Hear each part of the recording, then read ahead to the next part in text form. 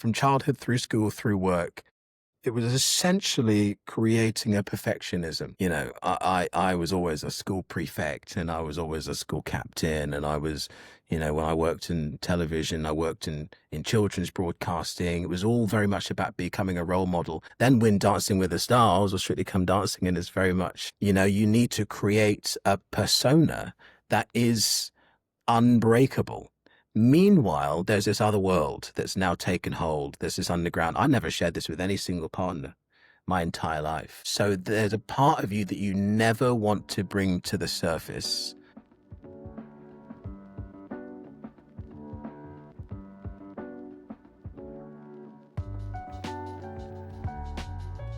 Now, before we dive into today's episode, with it being the new year filled with fresh starts and clean slates, we want to take a minute to tell you, our listeners, about our sponsors at Relay to help you start 2026 on the right foot. Imagine starting the new year with people in your corner, people who get you, who encourage you, who show up when you need. That's what Relay does. It matches you anonymously with a small, private group that checks in daily, celebrates your wins, and helps you get back up when you slip. It's accountability without shame and growth without judgment. If you've been waiting for the right time to make a change or the moment to finally quit porn, the new year is a great place to start with the support you deserve. Head to ftnd.org/new year and use code FTND26 at checkout for a free week. Well, Ori, thank you for joining us today on Consider Before Consuming. I'm so honored to be able to have this conversation with you and excited for our listeners to hear your story. Thank you so much for having me on. I've got to be honest, Natalie, I've just got to know some of your work in the last few weeks. And what I've been doing over the last couple of months is seeing so much of the work that is being done globally to help people trying to navigate this world. And so I want to thank you for what you do, the voice that you're giving, what Fight the New Drug is contributing to so many people who need the help, some of which don't even know that they need the help. And so to be able to contribute to that conversation for me is huge. So I'm really honored to be here as well. Thank you so much. We really appreciate your support. And I'm so grateful that you've been able to learn a bit about our work.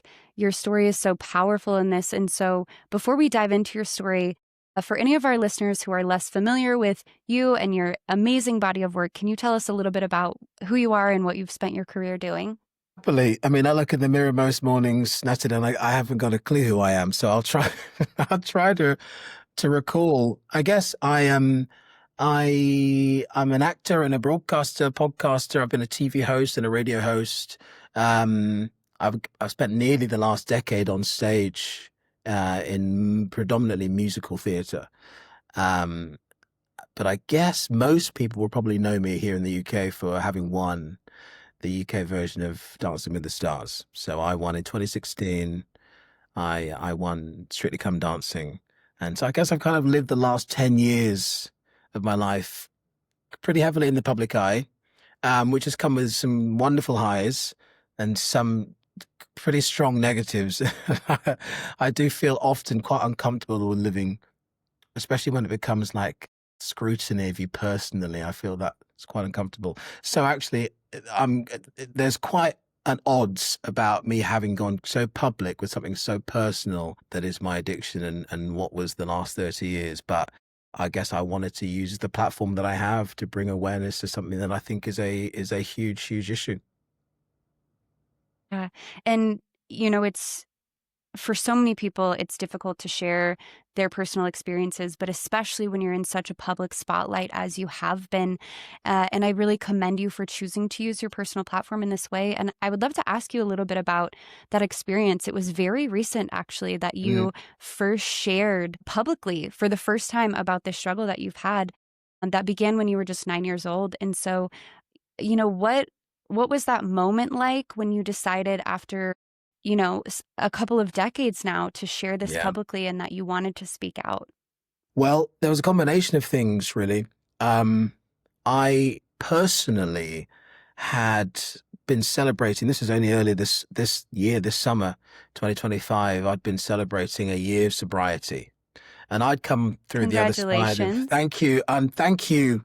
Natalie, thank you so much. We really do need to applaud people who go through difficult things and come out the other side and are able to share it in order to help other people. So I appreciate that wholeheartedly. And I was quite silently celebrating it because even at this time, I had started to share it with friends, but it was still very much just something that I kept very personal. And then I guess from the beginning of this year, there had been a couple of societal conversations. I think the Adolescence movie that aired on Netflix brought a lot of conversation around what it meant to be a young man, and a lot of the broken parts of that world, a lot of dissonance that came with that age group, and especially boys. Toxic masculinity became a conversation, certainly over here, and I'm sure very much in the US. And then there was a combination of things that happened this summer. I mean, I've been listening to a lot of conversations, things that had helped me get through my addiction from the work of the likes of Esther Perel, Gabor Mate, so many podcasts, and I would say reading, but I don't read very much. I'm an audiobooks kind of guy. But a lot of this learning had helped me, and some of the conversations that I was hearing about the discussion around pornography and adult imagery kept coming up as something that was very present in today's world. So I had this consciousness. And then in the summer, there were two things that happened back to back that changed everything. In the UK, the government agreed a law, they agreed an online safety bill. The idea being that I think the biggest headline was that they were going to bring in the over 18 age restrictions on external browsers, on internet browsers. And with that, the VPN rates for people subscribing and purchasing these apps spiked through the roof. And I remember thinking, having been an addict myself, thinking, okay, you're trying to bring in stuff that's going to stop people doing things. If that had been me, I would have just found a way around it. And, there we go. Here come the VPN rates. And then within a couple of weeks of that, maybe a month, the Children's Commission here in the UK, they're a team, an organization that feed the government with issues surrounding children. And they published a report essentially saying that children as young as 6 years old here in the UK are being exposed to harmful adult explicit content, that 80% of children access by social media, that by 11, 12 is the average age for people to see this kind of content, and that it is normal, and this is what was really quite harrowing, that it is normal for children to see violent content. And I remember this hitting the news and thinking, surely this is going to be enough for people to stop and go, okay, well, now children are kind of in the eye of the storm here. And I remember it coming maybe 24 hours worth of a bit of coverage, and then it was gone. And I thought, we can't, surely not. People are letting this come past. And I recognized a lot of things that happened in my personal life. Bereavements, people very close to me. My sister lost their life through suicide earlier this year. And there are a number of things that helped me understand that if I was going to do something bold, that I needed to find the courage. And for me, I was prepared to save my own children, tool myself up to be able to protect them for when they came across this content as they grew up. But knowing what I knew, the platform that I had, and having seen in black and white now the figures that this commissioner's report had published, I knew that the risks for anybody to say something, certainly over here, I know that you've had some amazing people who've talked on your podcast about it, but over here in the UK, had not been a conversation. And I knew that the risk for people from a personal point of view, from a career point of view, they just would not say anything. And I knew that I was willing to put that on the line because I knew that the issue without intervention would create an existential public health crisis for a generation of young people. And I thought, if I can say something and put my head on the chopping block, that might be the end of life as far as I know it, but I think it will start a new conversation. And my goodness me, it definitely did that. I prayed. I prayed to be able to survive that storm, but I could not have been prepared for the change, for the conversation, for the messages, for the resonance.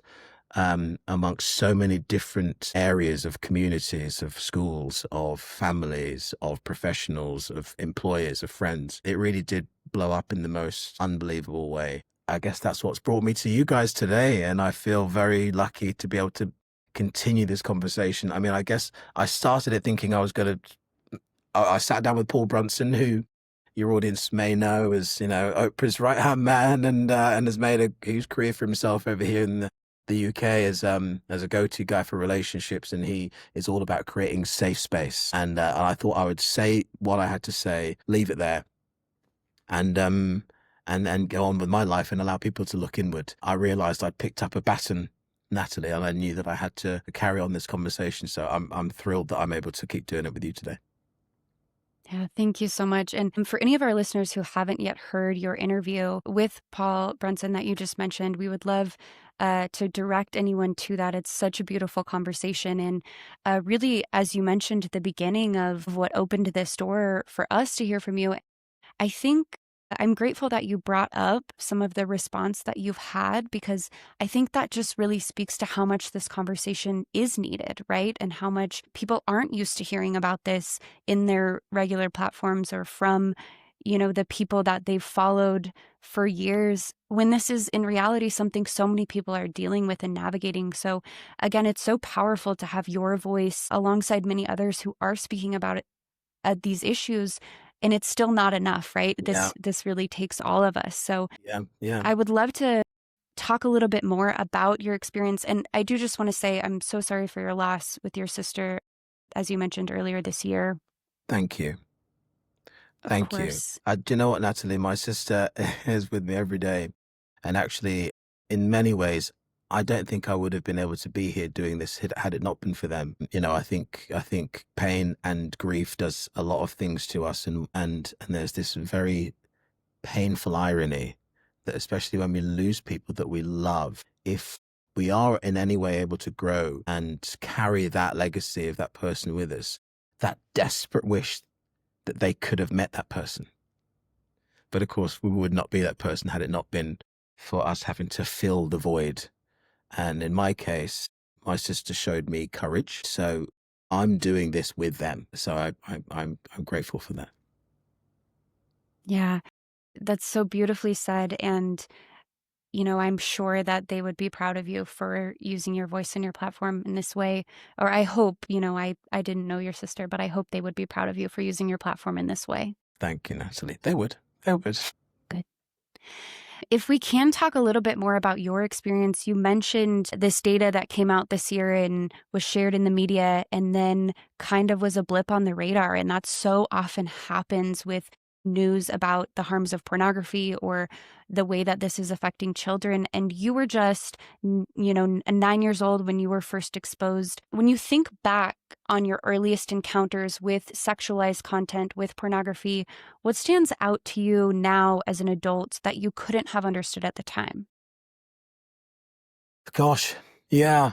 I guess that report coming out was so pertinent to me because I was one of these children. I had been, and not in today's world, not in the digital world, not in the smartphone world, where the imagery is at the palm of your hands and at the swipe of a finger. But I guess I've only come to understand it now as an adult through a lot of the reading and a lot of the listening and the understanding, because 2 years ago I was still blind to the reality of what this had been doing to me. But I guess what I've come to realize is that from a very early age, my brain was being rewired. Certainly sexually, it was coming to understand what I believed was sexual, what I believed was arousing, what I believed was normal. It was creating a socio-sexual mapping in my mind from a very early age. In many ways, I've come to realizing that my relationship with adult imagery was actually the very first relationship I ever had. To this point, Natalie, that I actually remember, and I hadn't said this to one other person as I've been having these conversations since I first started talking about this. I remember being 9 or 10 years old and having an imaginary friend, which isn't abnormal for anybody. But of course, this is pre-adolescence, that I actually understand now that friend, imaginary friend, was actually a woman. It wasn't a child, a peer. it was a woman, and I remember being able to create the feelings that I was getting from imagery by creating this image in my mind of this person. And I would put this friend under the bed, and I knew where they were, and it was very cerebral. And this is a child trying to navigate a lot of these things in their world. They're just trying to understand them. So yes, this was something that I would go to as a friend to feel in any kind of way. And it's only now that I've come to understand that this was me as a trauma response. This was me going to something that in my household and growing up, there were a lot of things that were difficult. And it became a default setting. In order to feel something, in order to escape something, I would go or find or dial into this kind of imagery that had already started to take a hold. You know, we know about the prefrontal cortexes and they're developing in age 25 and all these kind of statistics. At 9 years old, you are searching for meaning. And very early, being allowed to discover this content, but then harbor it and keep it completely secret, because I certainly knew in my world, if I shared it with anybody from a caregiver's perspective, then life as I knew it would be over. Culturally, religiously, generationally, in my world, anything that strayed away from the straight and narrow within the tram lines would have been, that would have been punished pretty severely. And as a kid that this isn't necessarily right. You've found a way to discovering it, and naturally there's a curiosity about it.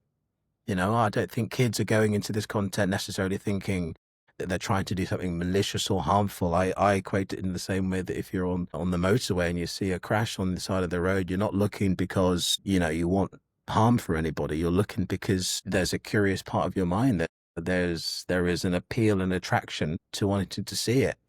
Developed over time, adding increasing of dopamine and then synaptic response, you find your way into something that you now start craving, and that's where addiction starts forming. So all of this stuff, mainly that kind of neurological aspect of it, is what I've come to understanding today, because it has been a through line through my life from 9 years old to today, even as an addict. You are still addicted, or you are still an addict, I should say, but you're in recovery. So I still have to today use these cognitive tools to try to, find ways to get around behaviors that have been formed for 3 decades, as you say. Right. And how did that exposure at the time, you mentioned, this was shaping your sexual template, but how did this influence your understanding of intimacy and sexuality, or sex and love? How is that influenced by pornography? Huge. I remember having my first sex ed lesson at 14 years old. By this time, I'd already had 5 years of exposure to this world. And I think a lot of people have asked me since, what was the kind of things that you were looking at this time and in those years. I mean, we're looking back at the 90s and early noughties. It would have been magazines. It might have been the odd VHS. But everything becomes quite sexualized. You've seen the content, and now you're trying to navigate it around in your real world. A lot of things then become a trigger. And as well, I remember being a young adolescent, a young teenager, and being a huge romantic. I loved love. I was a huge Disney fan. I loved rom-coms, obsessed with love songs. I loved love. I loved women. I loved the idea of falling in love was everything I ever wanted.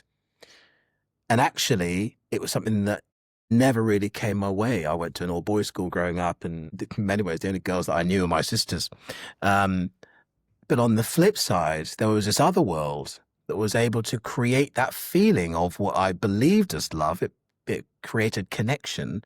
It created, it gave you that happiness. It gave you that warmth, that warm hug that people talk about when it comes to addictive substances. And I was able to create it in a world that very, very similarly mirrored what I thought to be adult relationships.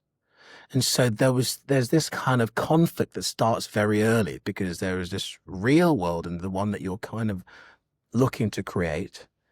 And then there's this virtual world that is giving you everything that you need. And I see it today. I know that Scott Galloway has been doing a lot of talk about the crisis surrounding young men now. And the issue that we have today that was an issue for me 20, 30 years ago, but now that synthetic relationship creation is so straightforward. In fact, it's actually, in many ways, it's a default setting. Why go through the bother? Why go through the bother of real relationships? The rejection, the lack of connection, the humiliation, the embarrassment, when you can get everything that you need curated perfectly to whatever those inner desires are online or in the palm of your hand. And I had begun seeing that in my world as a young person, to the point that actually meeting people online, I remember, early days of social media. I remember meeting people online as you would do. It was MSN Messenger at the time, if we can throw it back to that, Natalie. And you're looking to connect in the same way that kids are doing exactly the same way now, and just getting chatting. And I remember meeting someone and talking for hours. And then we ended up moving to another social media site. And that's it. That became a relationship. It became an online relationship. I remember being 18 at the time, to the point that as we continue to converse, and I have, I have behaviors of my own, but I'm also communicating with this real life person, that we ended up deciding to meet. And this person lived hundreds of miles away from me. We met somewhere in the middle. And essentially we met to have sexual relationships together. It happened on Wow. a one-off occasion, but it happened under the roof of my parents, absolutely shrouded in secrecy. They had no idea where I was going. And I look back at that now as a parent, and I am terrified, because whilst I believed as a kid that I was talking with somebody who was real, and I had enough evidence that I was going to go and make this connection, in today's world, we know about catfish. We know about all of the worries, all of the things that person could have come with another person. That could have not been a girl at all. It could have been a group of adults. It could have been a predator. And the fact that there was no thread, no trace at all to people, to anybody, to know where I was. I was creating a secret world here that I couldn't share with anybody in my real life, because I knew it would come with punishment, it would come with school, it would come with shame. But I was able to realize it now as 18. I've got a car. I can make those things real. And so we see it with the gamification of dating apps and like I said, these synthetic relationships. I was doing it from a very early age, because the middle bit, the real life connection bit, was missing. I had what I needed when it came to stuff online, and I was missing something when it came to the real life stuff. So I was able to create it. For many people who are experiencing pornography, as kind of, as you mentioned, it became a coping mechanism or something that was kind of there for you to rely on. What role did that play in your inner world? And do you feel like that influenced the way that you kind of became isolated in this, right? You weren't talking to your parents about this. You weren't talking to others about what you were experiencing, going so far as to meet up with someone. What role did that kind of coping mechanism and the reliability of that coping mechanism play in your life? Yes. I mean, we're talking about, as this kind of imagery is escape, we're talking about addiction. And this is the Dr. Gabor Mate wheelhouse here, when he talks about addiction being any behavior repeated that creates a craving, a negative consequence that you can't give up. And there's this kind of perpetual cycle of trying to escape something, trying to run away from whatever it is. And actually to the point that I don't even know why I'm using it anymore. It's just something that becomes my identity in many ways. And he always talks about not treating the symptom, but actually treating the pain. This would have always been there until a point at which I went into myself to try to uncover it in my life. The secrecy, the shame had taken such a hold. There was a lot of things that were going on in my world that the cracks started to appear. Anxiety became a daily occurrence. I began having panic attacks, because I think there was these two worlds that had emerged from a very early age of in my life, from childhood through school through work. It was essentially creating a perfectionism. I was always a school prefect, and I was always a school captain, and I was, when I worked in television, I worked in children's broadcasting. It was all very much about becoming a role model. Then when Dancing with the Stars, or Strictly Come Dancing, and it's very much, you need to create a persona that is unbreakable. Meanwhile, there's this other world that's now taken hold. There's this underground. I never shared this with any single partner my entire life. So there's a part of you that you never want to bring to the surface. And in many ways, the shame is so damaging because you think, if I ever shared this with anybody, they would reject me out of hand, whether that was family or friends or partners. And so you know that you're the bottom of the barrel, you know that you're the worst. And that shame is really destructive. And it does, I think we know scientifically that again, this continuous overexposure to this kind of content, the dopamine flooding, again, is addiction, and it creates this change in your neurological mapping that actually you stop doing the things that you like doing. You stop doing the things that you want to do. You stop doing the things that make you feel alive in other parts of your life because this has taken such a hold. So it is completely isolating. The very idea that you can go in a conversation back at work on a Monday and somebody asks you, what have you been doing for the weekend? You're not going to tell them that you've been spending 12 hours watching adult content. And so you have to shelf that life away. You have to kind of siphon it off, knowing full well that that is who you were. You already got the excuses prepared. You've already got the reasons to, the fake options or the falsehoods in order to keep that life secure. Because if it ever came to light, it would be the worst version of you. And so that is incredibly isolating. And over time, as it was the case for me, it became so destructive. I wouldn't necessarily say that my addiction was the main reason. There were a number of things in my arc, but I've said it before, and I said it on that podcast conversation with Paul Brunson, that it got to a point of suicidal ideation. This was a huge part of it because there was this life that I just could not break free from, and I didn't know why. I didn't know why it had such a hold on me until I started digging and doing that really difficult work. And here we are, 18 months later, able to talk about what was really going on. I'm sure that's not easy to talk about, your experience kind of taking you to that place, but I appreciate you sharing it because, we hear from so many people who do experience something similar, trying to reconcile these two lives that they're experiencing, and one that is so isolating because there is this secret. And for many people, it leads to so much disconnection, not just romantically, but in friendships or familial relationships or with coworkers. And so I think that I'm curious to know, looking back, when you were a child or when you were first exposed when you were younger, is there support that you wish you had or earlier intervention you wish you had or something you think could have or would have been helpful for you at the time? Wow. Wow. I mean, we're talking totally hypothetically here, Natalie, because this just would never have happened. But I think as I have the conversations that I do have with potential change makers here in the UK, it's really helpful to have that understanding, because hopefully, as we're all trying to do, we can prevent other people falling into the same trap. I think it starts at home, really. I wish I could have had the conversations at a young age with my parents without judgment, without shame. And from what I know from some of these organizations, there's a report coming out soon from the Children's Commissioner that's going to talk about things that kids wish their parents knew. And essentially, whilst children will talk to their parents if something is really bad. They don't talk to their teachers, but they will talk to their parents. The biggest reason for them not to speak to their parents isn't because of embarrassment, it's because of fear of punishment. And with something like this, if it means that if I tell my parents they're going to take my computer games away, they're going to take my iPhone, my smartphone away, I'm going to be grounded.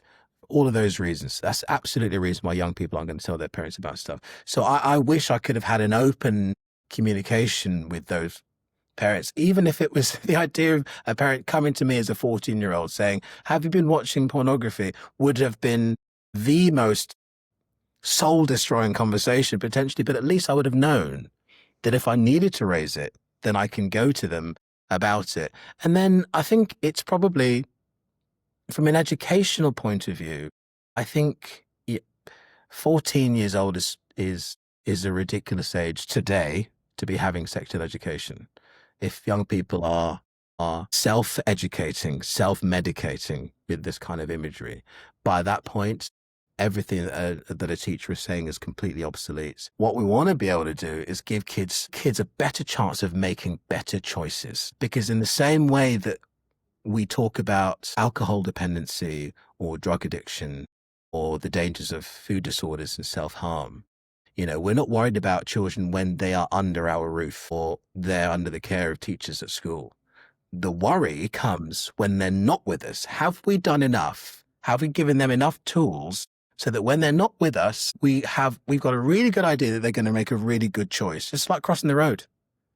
We can't be with them every time they cross the road, but we really hope we've done enough to help them make a better choice. And we need to know that these kids are going to come across this content sooner rather than later. They just are. Here in the UK, 90% of 12-year-olds have a smartphone. We know that between 11 and 13 is the average age that they're going to come across this content. Have we given them the tools by having those open, non-judgmental conversations about the harm, storytelling almost, that by going down these routes, there's going to be a harm that comes to it. The reason why it doesn't seem as obvious, I think, from a societal level is because we can't see it. We kind of think we know what an alcohol addict looks like. We know what a drug addict looks like.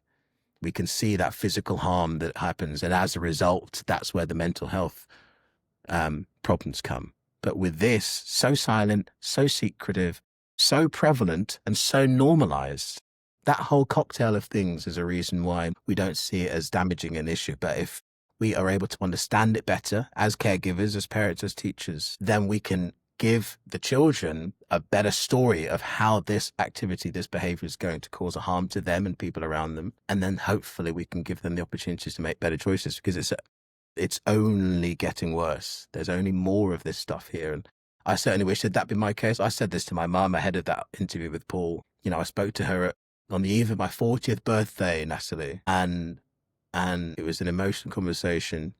My mother, who is a hugely religious person, we've been through a lot of difficult things as a family, but when my mum heard what I had to say, her mouth dropped to the floor, almost like a Looney Tunes character. Like it didn't move back up until I finished talking about an hour and a half later, but she listened. And I said to her that I was having the conversation with her at 40 that I wish I'd had at 14, and had I had that conversation at 14, we might have been able to change that graph. We might have been able to change that behavior in this kind of this sharp drop into this kind of abyss. Because the way I see generations now, there is such a normalcy, there's such a prevalence of this content, the way they're interacting with each other from WhatsApp and sending nudes, and the onset of OnlyFans. And it's because pornography, as we know, it isn't people flicking the pages of Penthouse as it was before. I think when we talk about whatever pornography is, there's such a breadth of adult explicit imagery that is flooding into young people's feeds and threads, and the way that they're sharing and interacting with other people, other genders in relationships, what they think is normal and consensual. I think it's a little bit like that story, Lord of the Flies, because without the guidance, it's like we're sending them to an island, literally on their own devices. And I think the consequences of it are harrowing. Really harrowing if we don't collectively intervene, because they're going to fall into a trap not of their own making, and it's our job to protect them from it. Yeah, I love how powerfully you've been able to illustrate that. It's not really that you got to take care of your kids until they're 18 and out of the house. With the internet, with the way pornography is available today, that outside world is brought into the home, right? And made accessible anywhere and everywhere. And so having these conversations, having this support is so important. And I'm so glad to hear that you were able to have the conversation with your mom, even if it was, a few decades late. And I'm curious to know what really led you to that point. What was the impetus that led you to say, I think it's time for me to make a change regarding pornography? Well, like I said, I think there was this kind of dissonance in my life. I wouldn't say necessarily that the adult imagery was the fulcrum of the change. I think that over time, maybe probably since COVID, everybody stops in COVID times. Everything that we thought was our normal, then kind of the textbook was ripped up. And I guess things that had been very quiet voices started to get very loud. I think I would not have been the only person when we're talking about working from home that changed their behavior when it came to adult imagery online. And for me, I started spending a lot of money on this world. And this is what I mean. It's not just about these free sites. It's not just about, social media, X. This particular Children's Commission report said 45% of children finding it on X. It's just a wild west of this damaging stuff.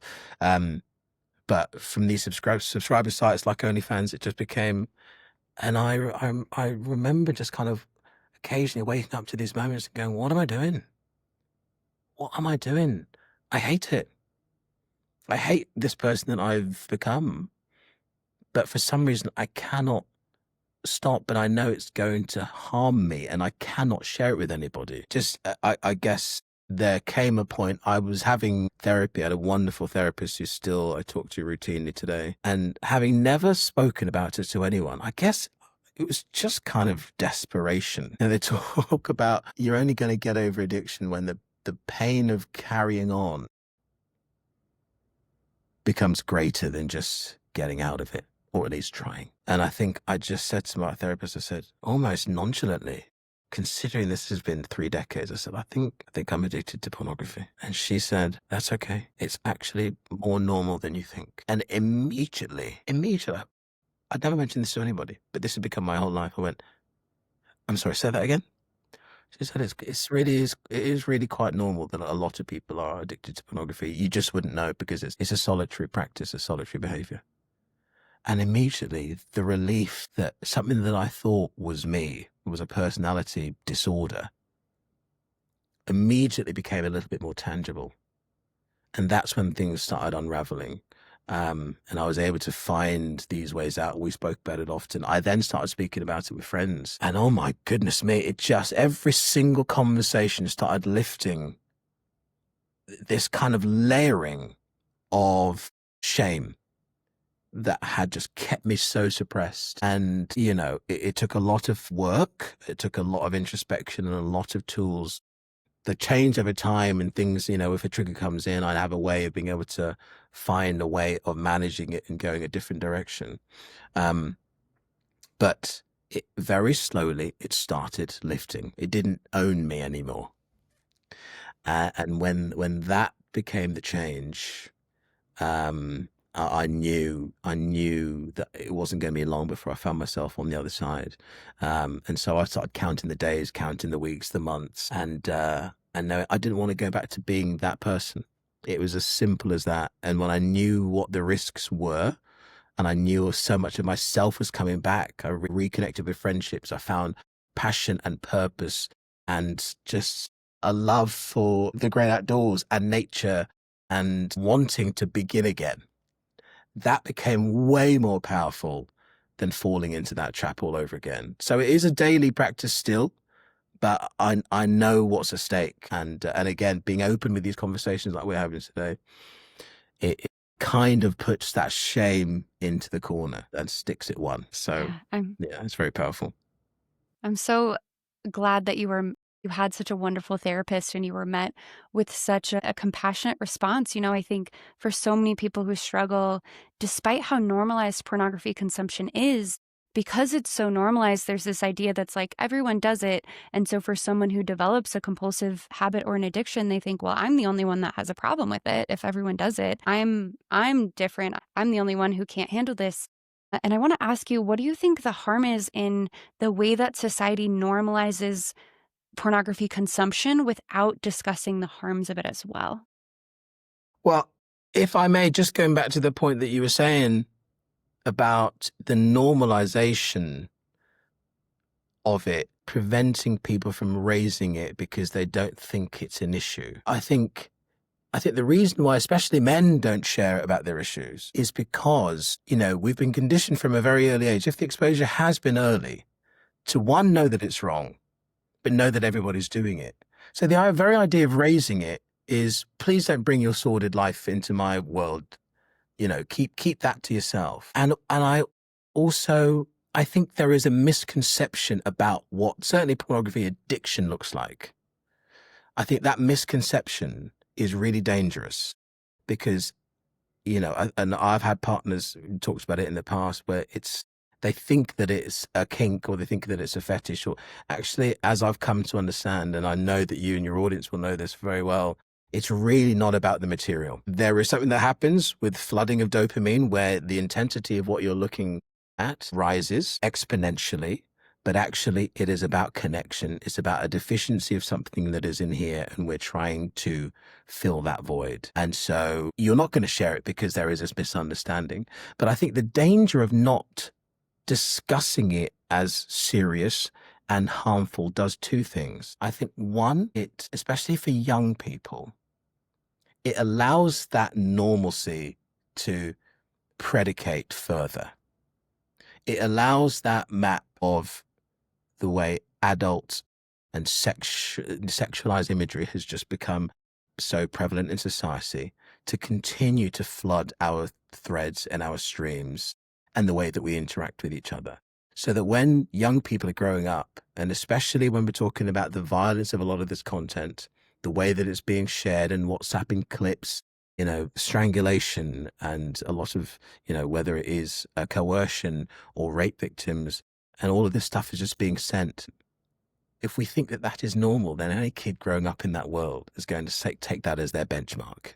That's how they're going to react. That's how they're going to relate with other people. That's how they're going to go into relationships. And that's where we're going to get. And I see this, spool this forward, and this is part of my intervention. If a 10-year-old has seen adult content and they think that some of this violent stuff is normal, if you fast forward 10 years of that continuous exposure to that kind of content, and they're now 20 years old, we cannot be surprised if some of the behavior becomes the worst of what we see and understand in society. We're talking about sexual crime. They are looking at it as mapping. They're looking at it as it's creating pictures in their brains as what is normal, what is consensual, and what is acceptable. So we can't be surprised if that stuff happens. So surely we want to stop it at source, or at least give those young people better options.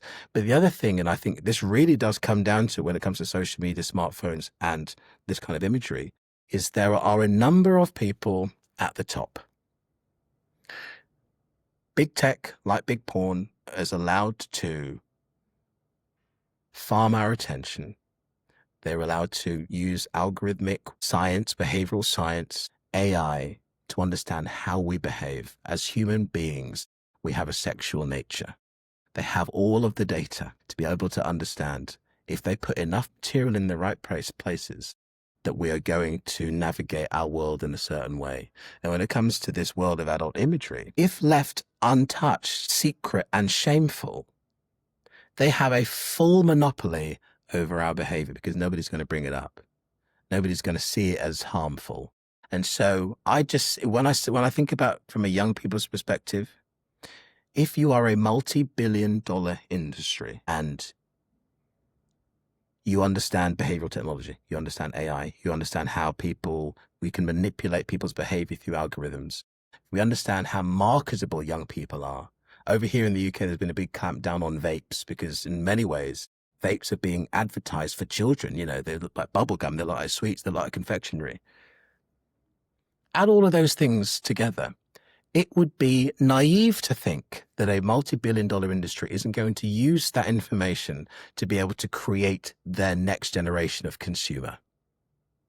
We're talking about young people. They are literally funneling them in to a world not of their own making. And if we say that that is normal, we know that we're not putting children's safety at the forefront of our minds.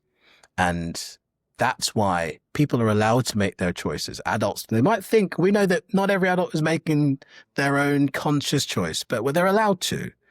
But surely we have to make sure that we know that children should not be exposed to this content, and certainly that they should be protected. And at the time that it comes to making their own choices, that we've given them the tools to make better choices that don't harm themselves and others.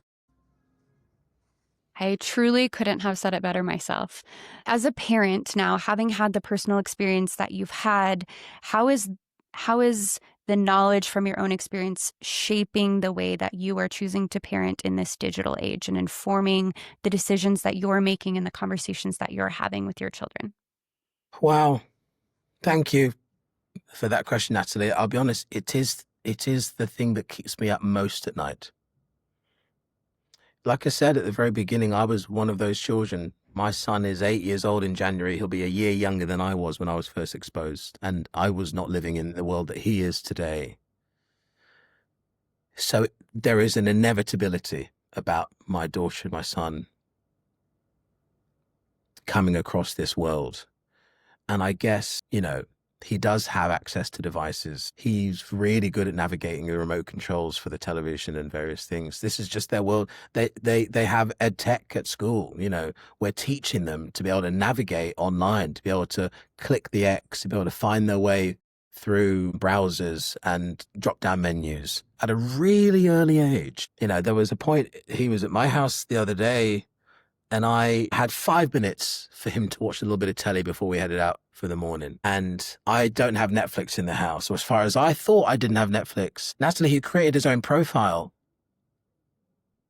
He's 7 years old. He said, I'm on, and found it. And as it was, he found a children's show. He was watching it with his sister. And I found myself boiling up inside. The issue wasn't him. He just did what a curious 7-year-old is going to do, given the access. The boiling point for me was like, that is the perfectly innocent, innocuous way of letting a young person in with a device, left to their own devices. I was right there. He could have clicked on anything. And so that was just a recent example. And I'm already trying to put in the modes and methods so that we have an open means of communication. But that just hit me as gosh, I'm trying to do all of this work. And just like that, he found his way into something that I did not know he had found. And then the emails came through from Netflix telling me that a new profile had been set up. And I was like, wow, that's really quite scary. It was that easy.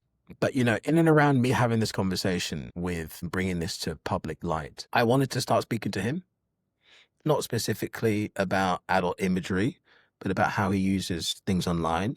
If there are things that he thinks that are strange or he's scared of or confused about, that he's always safe to talk to me about it. And you know what, Natalie, we had a real breakthrough this week because he was telling me about this secret that he wasn't ever going to tell anybody.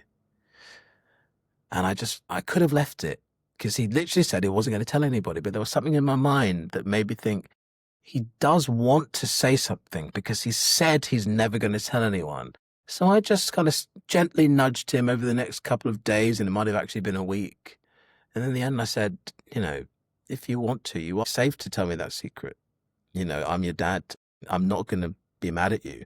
I know that my job is to protect you. So he knelt down. I said, you can whisper it to me if you like. And he told me what the secret was. And I held his hands and I said, you've been so brave, son. Thank you so much for telling me. It was actually about a game that he knew he wasn't allowed to play. And immediately he shrugged his shoulders. He sighed. He went, I'm so glad I told you now. And I burst into floods of tears because one, we had this breakthrough, father-son moment. But then it was everything I'd been talking about, a lesson that we between us had learnt for him at 7 years old, that if he had held on to this, and he could well have done, because I might not have intervened, I might not have thought it serious enough, or just thought it's a difficult conversation, he's probably got it covered, I know if there'll be an issue. He might have held on to whatever that secret is for the rest of his life and into adulthood and missed the opportunity to intervene. And so from that to actually, I spoke to the teachers at his school. I've got a really lovely relationship with some of the early learning teachers at the school, to the point that I was then invited to the head teacher's office. Probably the biggest conversation. Now, I've had conversations with people over here in the House of Lords and UK government, but for me, the biggest conversation, as well as you guys here, was speaking to the head teacher of my child's school, who accepted what I had been through and didn't discard me and didn't throw me to the dogs, as I had previously feared might be the case, but actually wanted to investigate what I knew and how we could address that within the faculty and then within conversations that they speak to with the children. And actually that allowed me to feed some of the conversations that I'm having with, hopefully with government over here in the UK as things move forward. And so it really is a collective thing. I find the conversations that I have, and I don't know, you might find this with some of the contributors you've had on your podcast, is that we all want to do better.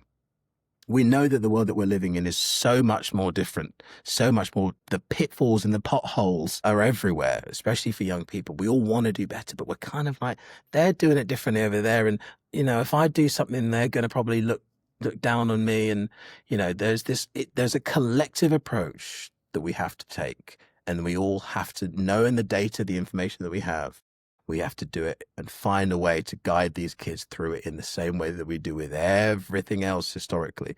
This is one of the biggest side effects of the digital world that they're living in right now that hasn't kind of had the monitoring and the data that you would have had with something that you can see physically. But like I said, this is a huge side effect, and potentially without intervention, a gigantic and existential public health crisis for a whole generation. And we need to tune into it. Otherwise, as the consequences could be quite harrowing. Yeah, it's the thing that keeps me up at night. Yeah. But I'm on a mission, as parenthood is. This is a lifelong Yeah. mission. I just never knew. If I could have told that kid that I would be here talking to you guys over in the States, that the conversations that I would have had with people around here in the UK, with friends, family, with national press, that kid would have been accepted, would have escaped addiction, and be able to make even the smallest bit of change to one person, I wouldn't have believed it. But if I can do it, then I know we all can, and hopefully that will start to change things slowly. But the possibility for huge changes is definitely worth it. So this is the fight. And I'm here with you all the way. Yeah, thank you. And I'm so grateful that you shared that anecdote with your son, because ultimately, I think for so many parents, this topic feels so difficult because it feels like you have to do so much and have these big uncomfortable conversations. And really what it comes down to is we need parents to make sure that their kids know that they're a safe person to talk to, so that whatever comes up, they feel comfortable, as your son did, to go to their parents and to ask the questions or to disclose these things rather than harboring that secret. And I think beyond parent-child relationships, societally, we need safety for people to speak out about these issues as well, and to be met with compassion and understanding rather than shame, which we know keeps people stuck in cycles, right? And so I think it's so beautiful that you've been able to share this story so bravely, and undoubtedly the ripple effect that you speaking out will cause from individuals who've heard your story and gained the courage to speak to someone else, or who heard your story and gained the courage to be a safe person to listen to someone else when they speak out, will continue to create change. And I'm so grateful to hear of the work you're doing in your son's school or with the government to be able to pursue solutions that help protect kids. Thanks, And then keep Natalie. them safe from having to I mean, experience it's what crazy, you have. isn't So it? It's thank crazy when you. you think about it, that there was a time when speaking about drug addiction would have been as taboo as this is today. Right. But today you can say that you're a drug addict, and there is a ready-made default warm blanket ready to welcome you in. People know where to go.